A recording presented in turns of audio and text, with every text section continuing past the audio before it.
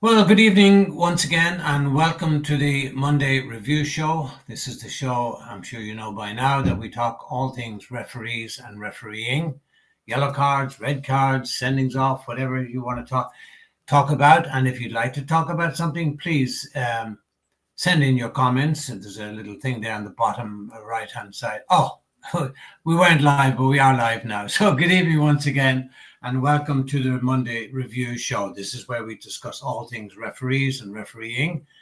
If you'd like to make a comment or ask a question, you're more than welcome to do down on the bottom right hand side of your screen.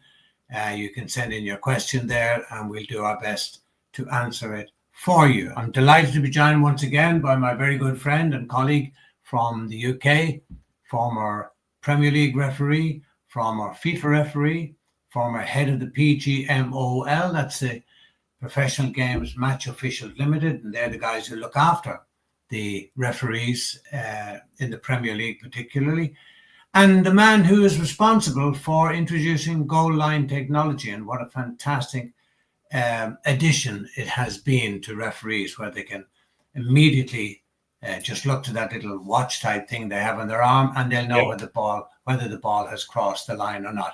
Keith Hackett, delighted to have you once again, and thank you for joining me. I have to apologize because there does seem to be gremlins in the system. I think it appears to be on my side because Keith can hear me clearly. So we'll soldier on and do the best we can. Yeah. Thanks, Keith, again. Shall we talk about the Salah penalty against Burnley in the 94th minute or something like that? Yeah. Crazy. Well, I mean, the player clearly raised his arm, made his body shape bigger, and the referee quite rightly awarded the penalty kick. In fact, it was Anthony Taylor, Michael Oliver, and I think Michael had a really good game.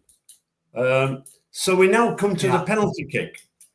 And I got absolutely inundated with emails because they saw clearly that as Mo Salah was running up to take the kick, there was clear encroachment into the penalty area. And all of a sudden, that was ignored by the referee who awarded the goal, and the VAR didn't intervene.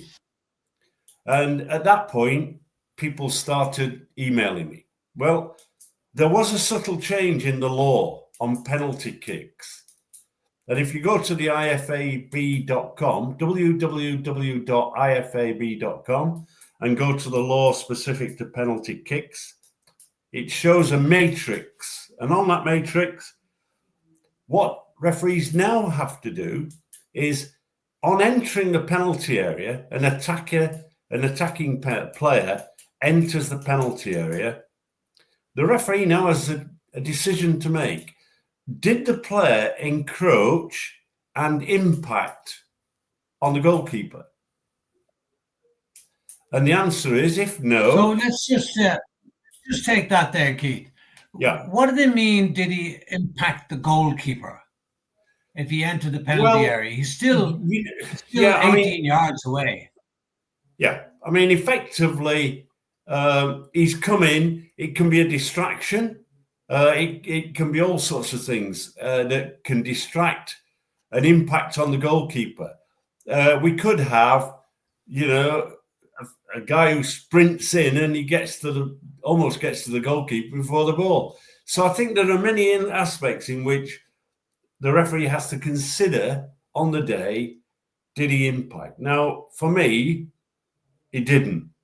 So the award of the goal was the correct decision because the law is clear. Referees now, when there is encroachment by an attacking player, they have to say to themselves, did that attacking player who entered prematurely into the penalty area at the taking of the kick, did he impact on the goalkeeper? And if the answer is no, the goal is allowed. If the encroachment impacts on the goalkeeper and the goal has been scored, then in that situation, it's a retake. If it impacts on the goalkeeper and they've missed, then the restart of play is an indirect free kick. So these are the nuances of the law that sometimes we as spectators, we as fans, if you like, don't pick up until perhaps later in the season. But in fairness, this one was picked up very quickly, and I was able to do a little bit of research and say, hey, just a minute, this is okay. Michael Oliver is right. And he finished generally, I believe, with having a good game. Yeah, but the whole thing, oh my goodness. The guys who make these laws and make the changes and so on, it's almost as if they're trying to justify their positions. Like, Yeah. I mean, wasn't it Ron Greenwood, former West Ham? Ron Greenwood, wasn't it? West Yes. Ham manager Yeah. years ago, and then England manager. Yeah. He regularly said, football is a simple game. Let's keep it simple.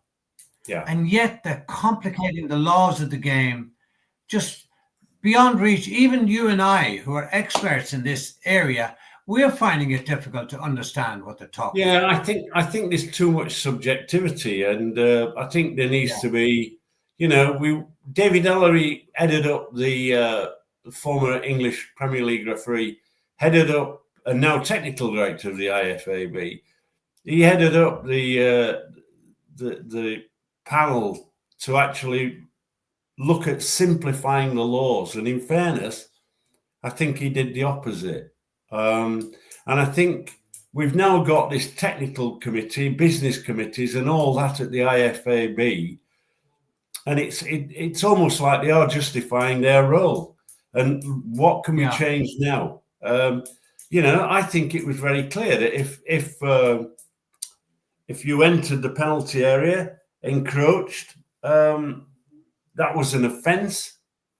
And if the goal scored, then it was a retake. And I just think that, they're making it life difficult for referees. There's no question about that. I mean, if we take, that we talk about it most weeks, the handball law. There was this handball decision, which I think Michael Oliver was spot on. The player turned his back, raised his arm, the ball struck his arm, fine. Yeah. There was one in the Kilmarnock Celtic game. I haven't got the clips, but in that particular game, there were two penalty kicks. There was one that was not awarded. By that, I mean that the ball struck the arm of a defender. It had travelled some distance. The arm of the defender was down by his side. And I thought, great, that's he's got that decision right. It's a penalty kick appeal. He turned it down, the referee. But in the very closing stages of the game, the ball comes in, he strikes a player on the foot, bounces up, and hits the hand and arm of a player. And penalty kick is awarded. And there's so much subjectivity around this making the body shape larger, because I think what needs to be taken into account is the movement of the player and hence the movement of the body. And with that comes a different movement of an hand and arm. I thought this award of a penalty kick was in the Kilmarnock Celtic game was very harsh against Kilmarnock. But the one thing I can say is this: they're doing the VAR review in Scotland, and the head of refereeing, Willie Cullen, former Premier League, Scottish Premier League referee and international referee, did that almost that mic'd up. That's similar to Howard Webb, and they showed a number of handball clips, and I think it was a really good program, and he came across really well in explaining what is and what isn't a handball with the clips that he was showing. And I think that is beneficial to the game, beneficial to his referees. and very helpful. Whereas I think Howard Webb on Mic'd Up tends to be a little bit more selective. Handball here, a penalty kick appeal there, an offside there. Whereas I'd really like him to take the subject of handball and show a series of incidents which may have had different outcomes, but let us get some clarity into refereeing that gives consistency, if that's possible, on what is and what is not a handball offence. Because at the moment, you can get very similar offences, some penalised, some not. That's not helping refereeing at the highest level. And as it cascades down, I don't think it's helping referees at grassroots. If the ball strikes anywhere near the hand and arm now, they're screaming for a penalty kick, whatever happens. Have a comment here from Don Harris, who's a regular contributor to the show. He said, great to see you both, Errol and Keith. Delighted the show is back. Thanks, Don. And he goes on to make a comment here to say, if the player is not impacting the goalkeeper, what is he or she doing there? Yeah. I mean, that's the very nature of people who sit round a table, and I worry about their knowledge of the game, not just the laws of the game, but their knowledge of the game. Clearly, I got a comment from one of the guys on social media, because his feet wasn't on the ground, but his body was in the air over the line. He's not offended. Well, the body's in the penalty area, and therefore he has encroached. That's for sure. But yeah, this is where, when they make these law changes, Errol, they almost build in inconsistency, because the law before, if they encroach, ambiguity as well, Keith, because it throws everybody. They don't help the situation, and they make life very difficult for referees. Because here was Michael Oliver, clearly in his vast experience, saying he's not impacted on the goalkeeper, therefore goal stands. And you might get a less experienced referee who takes Don's view, and I'm not having a go at Don here, takes the view that has impacted. And it's too subjective. And I think, we've gone from a very clear, unambiguous law on penalty kicks to making it ambiguous by way of interpretation. And also, Keith, the whole thing, that line impacting the goalkeeper, how would it impact the goalkeeper? The only way I can think of is that the goalkeeper's waiting on the kick to be taken, and this guy comes in and it might take us up. But surely, goodness, that makes... The guy could be outside the penalty area, waving his arms all over the place. That could impact the goalkeeper as well, couldn't it? All we need is impacting the goalkeeper. Yeah, what we should do is have referees and implant a pair of additional eyes, because you and I know when there's a penalty kick, we're looking at the kicker to make certain he doesn't stop in the process of taking the kick. We're looking at encroachment, and we're also looking for the goalkeeper. Yes, we've got assistant referees. We know that in that situation, the assistant referee can indicate to the referee that there's been forward movement off the line, and bring that to the referee's attention. But look, a lot of our people who watch this show, who referee at the weekends, don't have assistant referees. They're on their own. And I think sometimes these IFAB people are failing to take into account that the majority of referees in this world are refereeing without assistant referees and without VAR. And I think they just need to get a little bit real, rather than making it overcomplicated for our match officials. So, Dom, I have sympathy. I agree with you. What is he trying to do?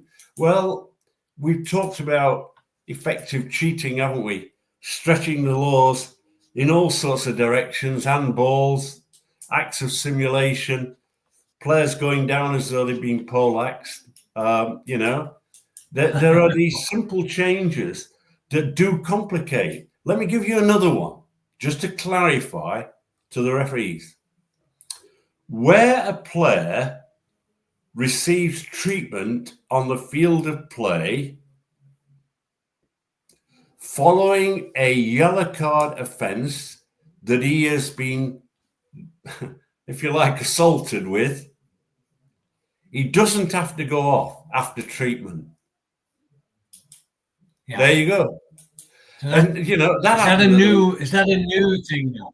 Yeah, that's another new sort of glossary application. If there's clearly time wasting, deliberate time wasting, it's still within the power for the referee to say to the player, "You go to the touchline. Don't waste my time." So, in simple terms, now, a player who has been fouled, and the opponent who fouled him gets a yellow card. That player who was fouled does not have to go off the field, where he would have to do in normal circumstances. Correct. Yeah.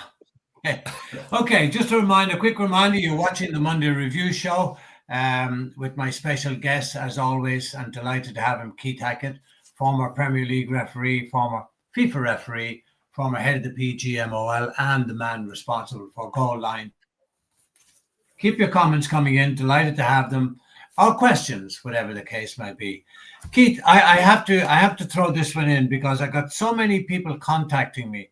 Erling Haaland's goal was the second goal, where he ran from his own half of the field of play, probably 3-4 yards ahead of the second last defender of Manchester United, ran on the full second half of the field of play and went on and scored. So many people saying, but he's offside. Now, you cannot, and I've said this to you cannot be offside in your own half of the field of play. But Correct. They couldn't seem to get their head around it. They just saw him. He was ahead of the second last defender. Man United were pushing and pressing, and City got a quick break. Haaland was 2 or 3, 4 yards maybe inside his own half of the field of play, raced on down into the other half and scored. And they thought he should have been blown up for offside. Can't be offside from your own half. There was another one interesting that we perhaps should touch on, and that was in the Newcastle Wolves game. I think the first thing to say is, I smiled and I raised this because I knew you'd pick up on it. The goalkeeper and the referee were wearing pink shirts. They might have been slightly different in colour, but it was still pink, or whatever, cerise, or whatever colour they want to title it. But they were very, very similar. And again, this makes life very difficult for referees at grassroots level who are applying the law correctly. 5 colours. The 2 goalkeepers are different colours: black, green, blue, orange, pink, whatever they want to wear. The 2 teams, of course, are different colours. And the referee. But here we've got a referee wearing a pink shirt, a new colour that I think this season that they've introduced, and the opposing goalkeeper. When the referee didn't enter the penalty area that often, in fairness, he was a bit short of speed. But in that particular game, there was a challenge on Newcastle players Barnes. It was almost like around the neck and head, wrestled to the ground. Barnes was just outside the penalty area and continued inside the penalty area. Nothing given. It was a clear denial of an obvious goal-scoring opportunity. No intervention by the VAR. And then I looked and thought, I wonder who the VAR is. And the VAR is a guy called Timothy Wood, who I believe is doing really well. He's an ex-copper. He ran the line in the Caribou Cup final, so he's obviously had a good season.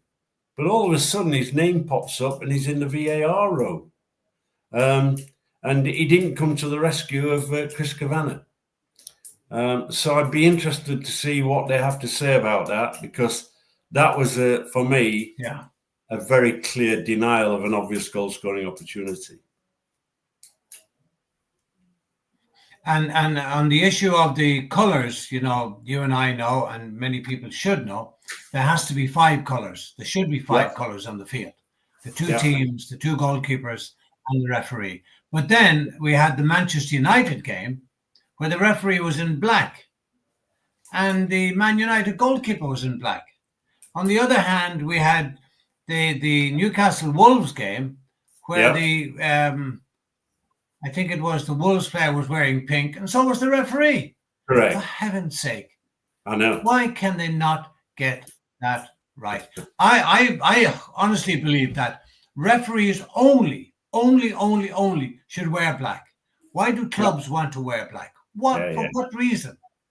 Well, I'll tell you, because no, I think the reason is quite clear. I understand it. It's a commercial one, and that is that the advertising on a black background really stands out on television, and that is why the FA and the authorities suddenly allowed black goalkeeper shirts. If you remember, at one period there was only one goalkeeper who wore a black shirt, and that was the Russian Lev Yashin, who was renowned for his all black kit. So I think that we have moved into different colours.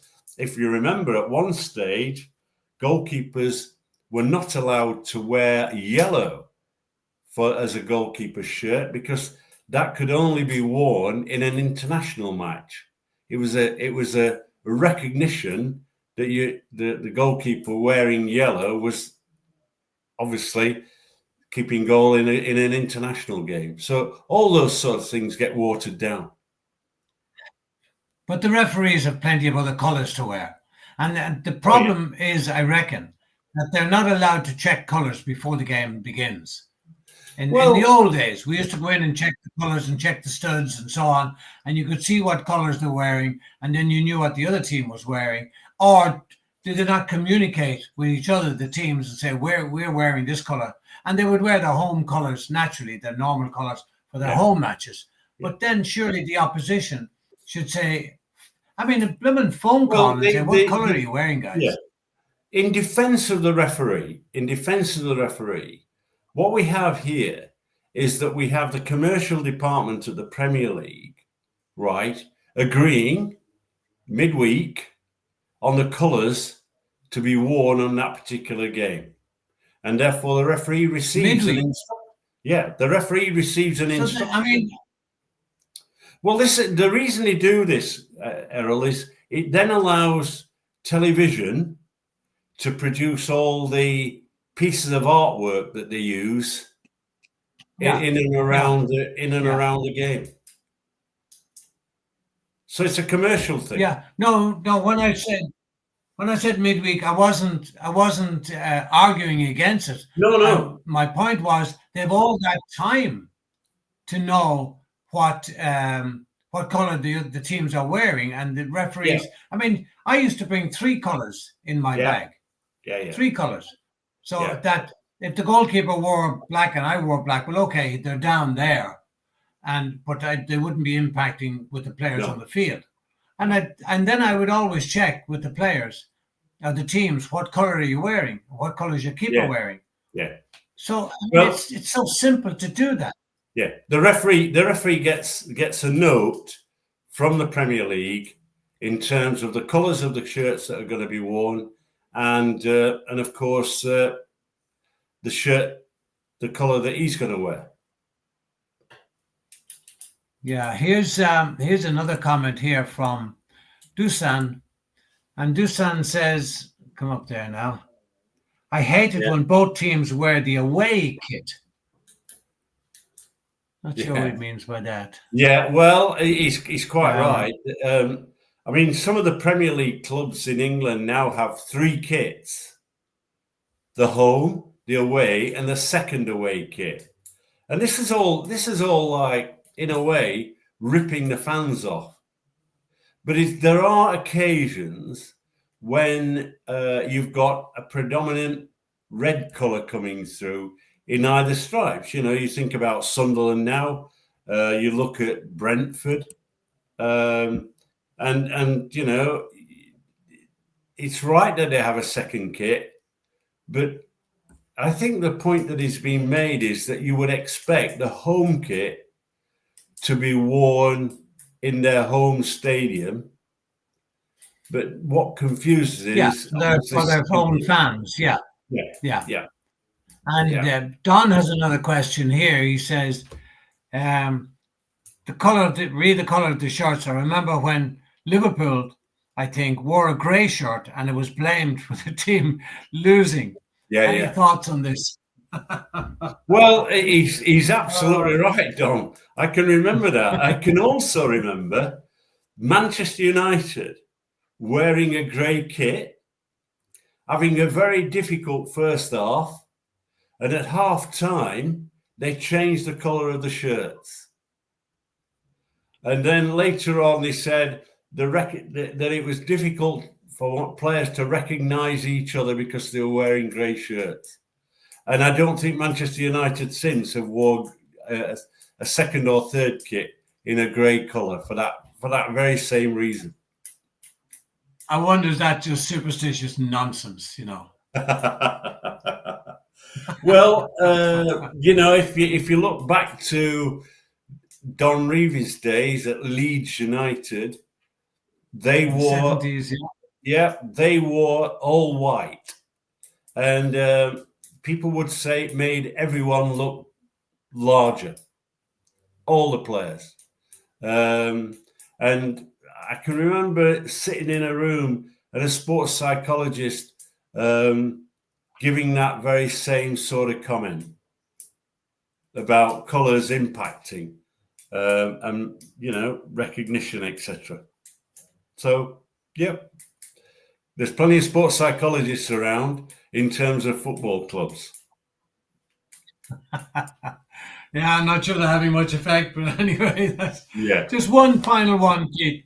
Are you happy with the captains only talking to the referees now? I don't think that's applying. I don't think it's applicable. I don't see that. I still see players going up questioning decisions. Now, I think even when we talk about the use of captains, that doesn't prevent a player who's close by from asking a question. But if we're going to apply captains, then let us make it clear that that is the focus that should be applicable on the field of play and the conduit between referee and the team. And if that's not working, then let's tidy it up and get it to work. At the moment, I don't see much difference. I don't really see much difference. I think that what it does, as I said, you know, a captain that's a little bit talks too much and all that can actually still land himself in trouble with a caution for dissent. So again, I think clubs have to be very careful about selection of their own players. Keith, once again, we've run out of time. Thank you so much for your time tonight. Pleasure. And thank you out there for all the people who made comments, and keep your comments coming in. We will have another show next Monday night, same time, same place, 8 o'clock. I hope you can join me then. In the meantime, thanks, Keith, and good night to you all. Pleasure. Bye.